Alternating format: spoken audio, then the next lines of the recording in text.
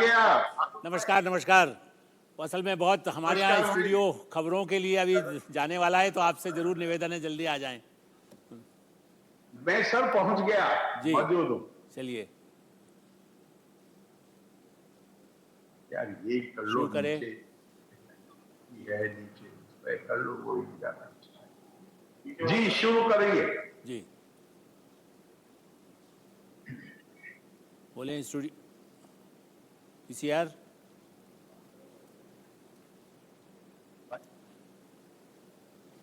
नमस्कार, मैं हूं आलोक मेहता।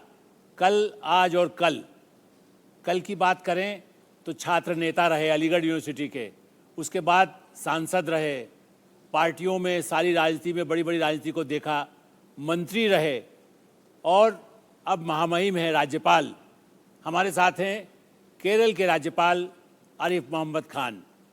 नमस्कार आरिफ साहब। नमस्कार आलोक भाई। मैं इसलिए बात कर रहा हूं, तत्काल बड़ी बड़ी बातें आपसे सुनना है।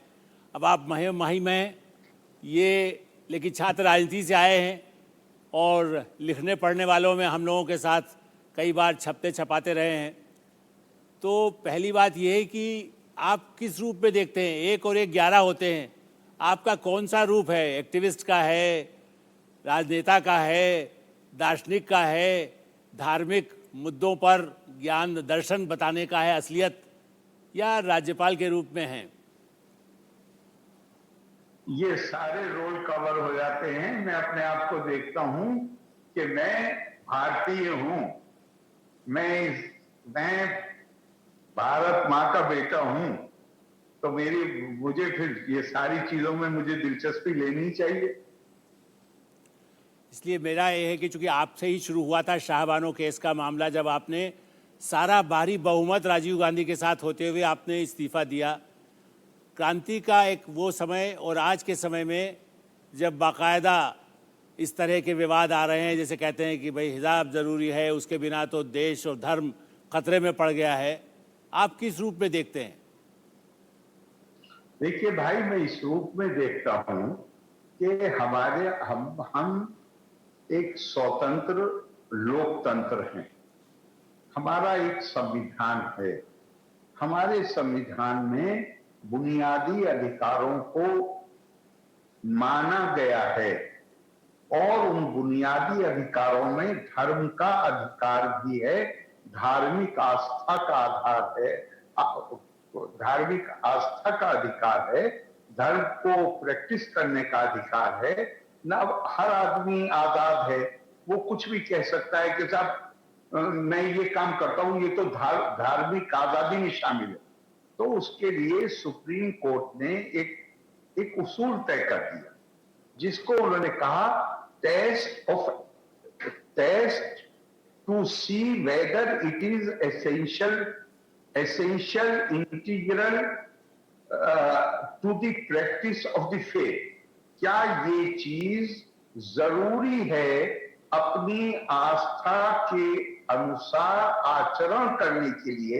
अगर ये जरूरी है तो धर्म का संरक्षण जो अनुच्छेद 25 में है वो इसे प्राप्त होगा। लेकिन अगर ये बुनियादी चीज नहीं है तो फिर इसको गवर्नमेंट को, मतलब उन्होंने तो जनरल कहा है कि इसमें आर्टिकल 25 में संरक्षण प्राप्त नहीं होगा। आप ऐसे काम करिए कि जो कानून से न टकराए। लेकिन ये लेकिन तो इसमें स्कूल कॉलेज की धार्मिक, बात है, ये वाली बात तो स्कूल कॉलेज में छात्रों का भी, आप तो छात्र नेता रहे, प्रोफेसर नूरुल हसन आपके यहाँ उस समय, उसके बाद शिक्षा मंत्री थे, तब हम लोगों ने देखा। तो आप लोग तो जानते हैं कि छात्रों के लिए क्या आवश्यक है या नहीं है। मैं उसी पे मैं बता रहा हूं कि जो लोग ये कह रहे हैं कि हिजाब जरूरी है, तो इस्लाम तो किताब का धर्म है, उसमें तो खुद ही बता दिया गया है कि क्या जरूरी है।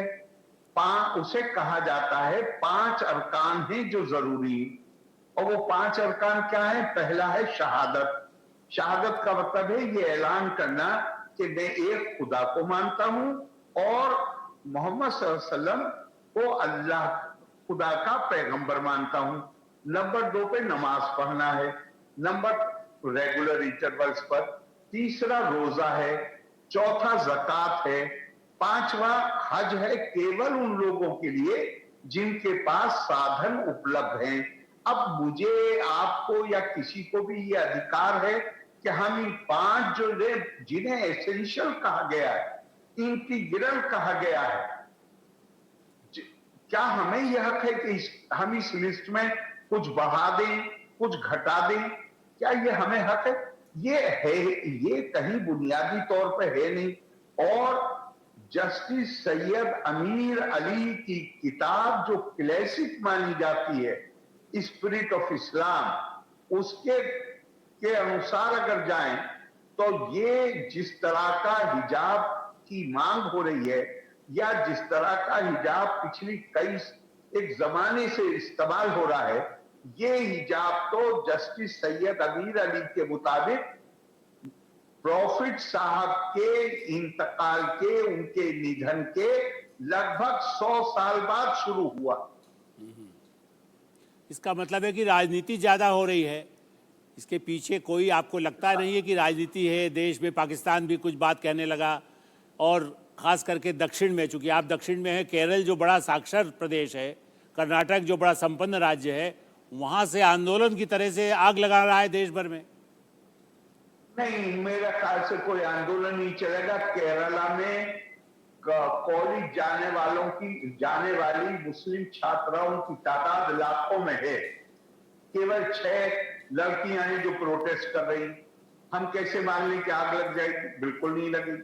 और ना वो बच्चियां जरा सा उन्हें वक्त दीजिए, वो समझ जाएंगी कि उनको इस्तेमाल किया जा रहा है।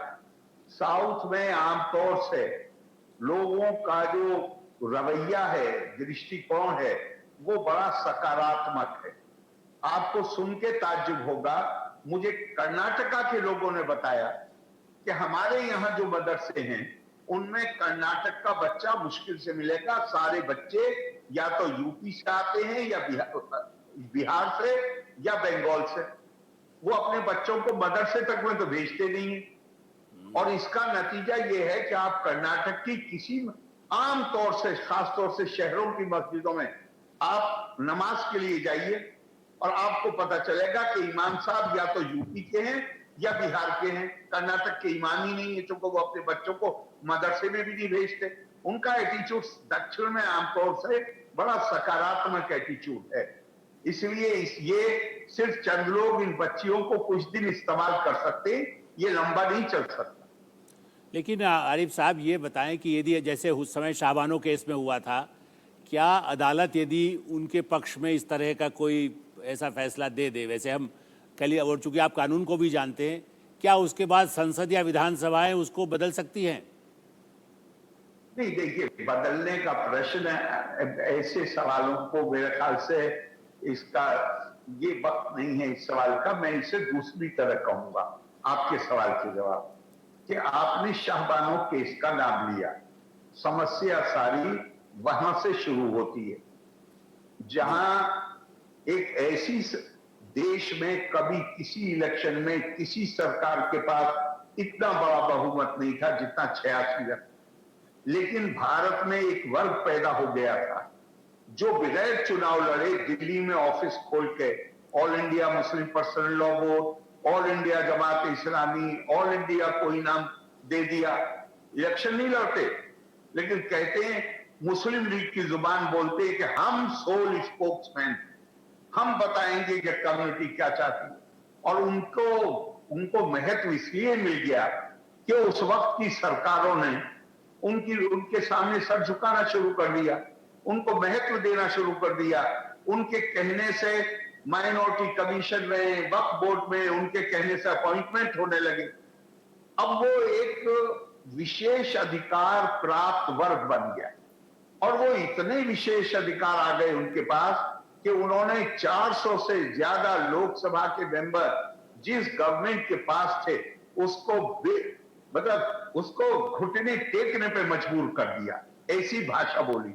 और उनसे पार्लियामेंट का कानून पास कराया जिसके जरिए सुप्रीम कोर्ट के दिए गए फैसले को बदल दिया गया। अब ये एक और भी वर्ग है दिल्ली में, मुझे माफ कीजिएगा कहने में, कोई मुझे हिचक नहीं है, जो हैं, तो मुझे उनके प्रोग्रेसिव होने में कोई शुबा नहीं है। वो लिबरल हैं, मुझे कोई शुबा नहीं है उनके प्रोग्रेसिव होने। तो अपने मामले में वो प्रोग्रेसिव है, लेकिन आपको ध्यान होगा ये चीज चर्चा हो चुकी है, जब मैंने इस्तीफा दिया था और मुझ पर उस दिन दबाव डाला जा रहा था इस्तीफा वापस लेने के लिए, तो एक बहुत बड़े लीडर ने मुझसे, जिनको आखिर में भेजा गया था मेरे पास, उन्होंने मुझसे कहा कि भाई हम इलेक्शन लड़ते हैं, हम कोई समाज सुधारक थोड़े हैं, अगर मुसलमान गड्ढे में पड़े रहना चाहते हैं तो इनको पड़े रहने दो, तुम क्यों इस्तीफा देते हो। वो प्रगतिशील वर्ग वो है जिनको मैं कह रहा हूं, जो अपने मामले में तो प्रगतिशील है, लिबरल है, लेकिन मुसलमानों के लिए उनका एटीट्यूड ये, गड्ढे में पड़े रहना चाहते हैं, इन्हें पड़े रहने दो।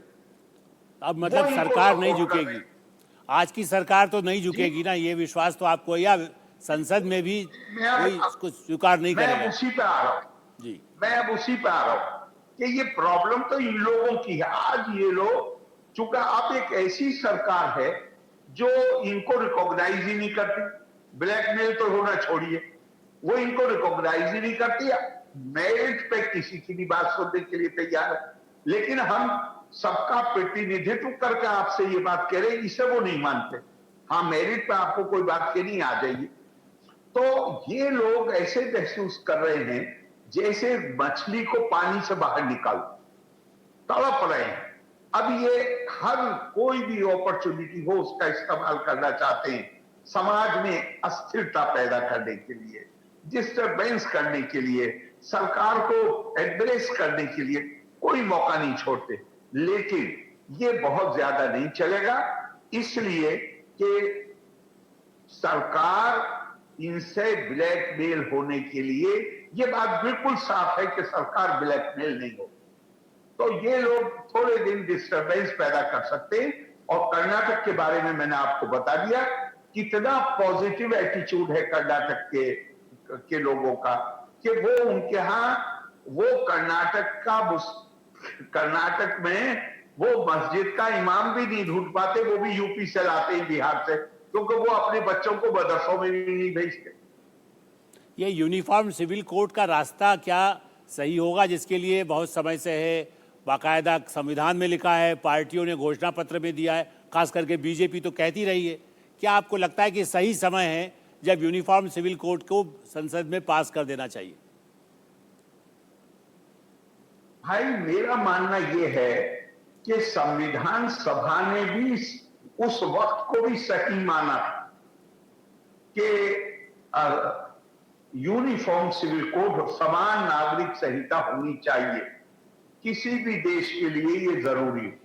लेकिन चूंकि हमारे देश में एक 150-200 साल की हिस्ट्री थी, जहां हमें बताया गया था कि हम राष्ट्र नहीं हैं, सरकार की जो संवैधानिक इंतजाम थे, जो पॉलिसियां थी, जो एक्शन थे, वो इस पर आधारित थी कि भारत राष्ट्र नहीं है, ये विभिन्न समुदायों का समूह है, और इसलिए सेपरेट इलेक्टोरेट, हर चीज में रिजर्वेशन, ये सब कुछ हमारे यहां था।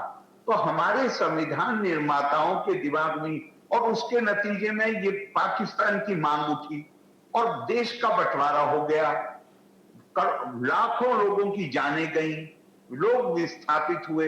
तो हमारी संविधान सभा ने उस वक्त को भी जरूरी माना था कि यूनिफॉर्म सिविल कोड होना चाहिए, लेकिन उन्होंने कहा था कि कुछ इस बैकग्राउंड के नतीजे में, इस पृष्ठभूमि के चलते हुए एक वर्ग के अंदर गलतफहमियां हैं कि ये उनकी धार्मिक आस्था के लिए खतरा पैदा कर सकता है, तो उन्होंने उसको इमीडिएटली लागू नहीं किया, बल्कि हर आने वाली सरकार के लिए उसको नीति निर्देशक सिद्धांत के रूप में स्थापित कर दिया, जिसका मतलब यह था कि उन गलतफहमियों को दूर करने के लिए हर सरकार काम करेगी।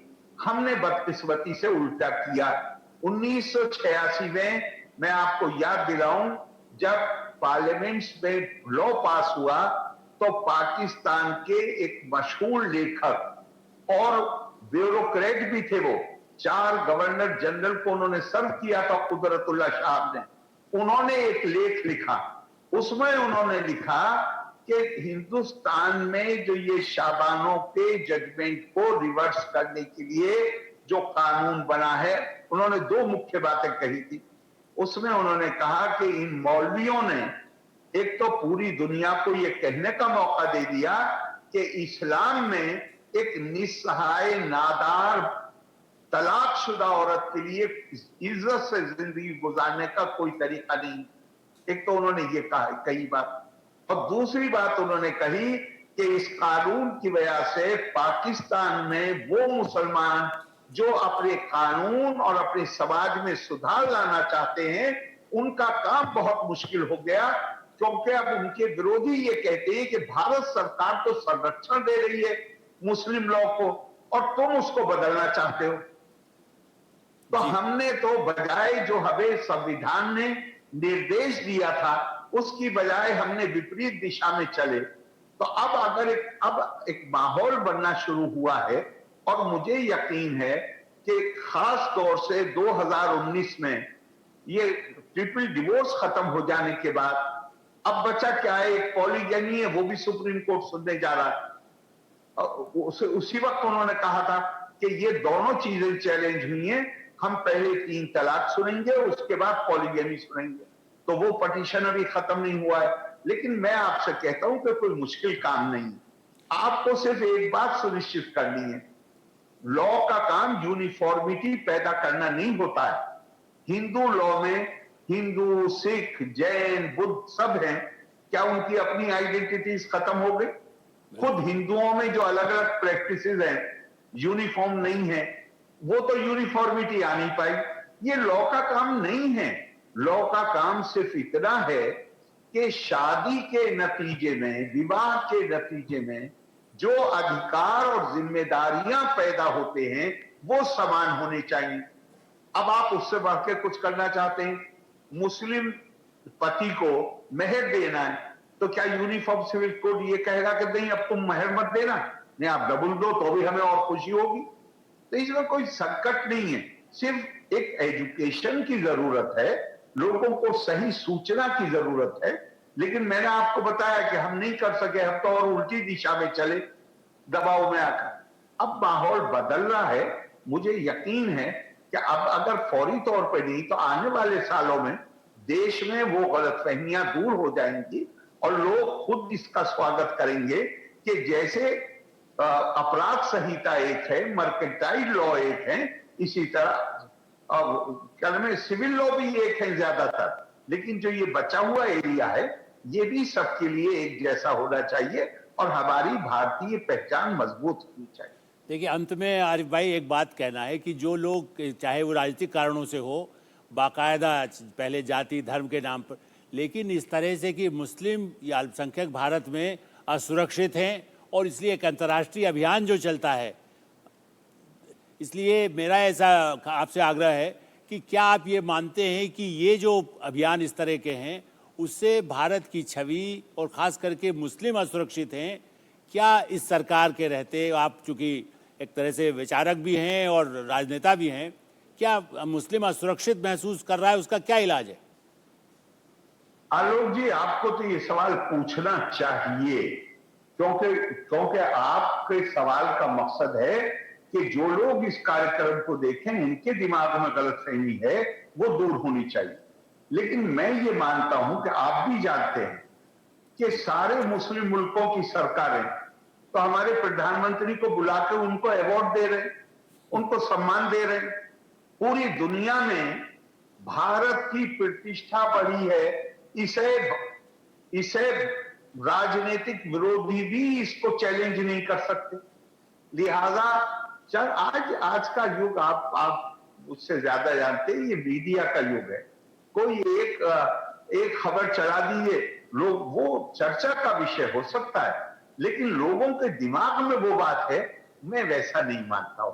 मैं तो ये मानता हूं कि आज भारत को खास तौर से जब लोग नजर डालते हैं कि दुनिया की बड़ी बड़ी कॉरपोरेशंस उनको हेड कर रहे हैं भारत के लोग, भारत की जो अपनी अंदरूनी हालात बेहतर हो रहे हैं।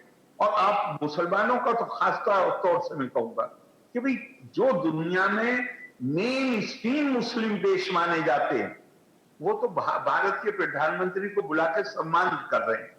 तो हम ये कैसे मान लें कि चंद एक लोगों के कहने की से कि भारत में खतरा है, लोग इस बात को स्वीकार कर लें। अरे भाई, अंत में एक बात कहें, वैसे आपके सामने कहना भी ठीक ही है, क्योंकि ये कहा गया है कि हिजाब पहनने वाली जो हैं, ओवैसी साहब ने कहा है कि वो प्रधानमंत्री बन जाएंगी। क्या आपको नहीं लगता कि अभी भी सही समय है, जब आप जैसे राजनेता यदि राष्ट्रपति के पद पर हो तो कई समस्याओं का समाधान होगा?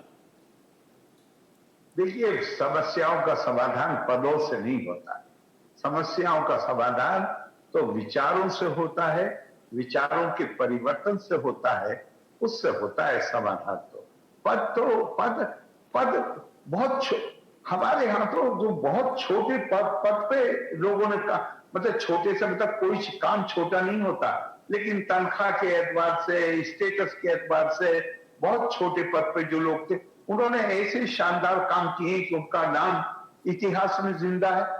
हमारे यहाँ केरला में नारायण गुरु का नाम मेरे ख्याल से जब तक या सेंट चावरा, इनका नाम जब तक केरलाइट हैं तब तक इनका नाम नहीं भूल सकते। आप नॉर्थ में, मैं कहूंगा आपसे, सर सैयद तो सबॉर्डिनेट, मतलब जज भी तो नहीं थे, तीसरे जो नीचे का पायदान है वहां से सर्विस शुरू की और बढ़ते बढ़ते जज हो गए थे। चलिए, तो ये हम मानते हैं कि पद बड़ा नहीं होता, देश में धारा एक है। आपका विश्वास है कि धीरे धीरे सबको समझ आएगी, वक्त के साथ कानून हो और न कानून हो, भारत की जनता एक रहेगी, संप्रभुता एक रहेगी, दोनों हिंदू मुस्लिम भाई मिल के रहेंगे। वे सारे हिंदू मुस्लिम सिख ईसाई, आपने वो एक आशा और विश्वास कल के लिए बताया। अरे भाई, बहुत बहुत धन्यवाद, शुक्रिया, नमस्कार। धन्यवाद, बहुत बहुत धन्यवाद।